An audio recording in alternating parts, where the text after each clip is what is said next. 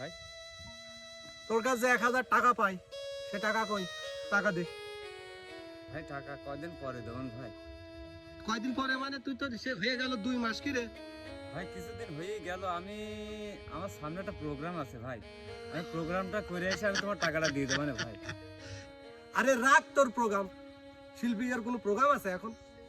Income আছে? আর তুই তখন গ্রামের শিল্পী, যদিও ভালো গাইস সেটা ঠিক আছে, কিন্তু ওইসব ভালো গালি হয় না এখন, বুঝেছিস? এখন ওই মনে করে ক্লাবিং থাকতে হয়, তারপরে আবার তুই তো মেয়ে ছেলে হলেও তোর একটা ভাবে চালানো যেত, সিকুন চাকান আসিস, কিন্তু তাও তো না। তাই হোক, আমার টাকাটা দে ভাই, আমি খুব সমস্যায় আছি, আমার টাকাটা দিয়ে তুই।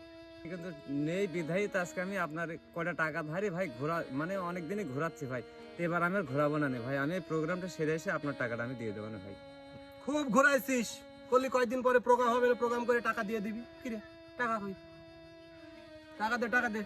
আমার আর একটা সপ্তাহ সময় দেন ভাই, এই এক সপ্তাহ পর আমি যদি আপনার টাকা যদি না দিতে পারি ভাই, আমি পরে যা তা বেশি কিনে আমি আপনার টাকাটা দেওয়ার ব্যবস্থা করবো ভাই। টাকা যদি আমি না পাই, তাইলে কিন্তু এবার অন্য ব্যবস্থা নেই, মানে বুঝেছিস? তুই শিল্পী হইস আর যাই হইস, যা। আসসালামু আলাইকুম ভাই।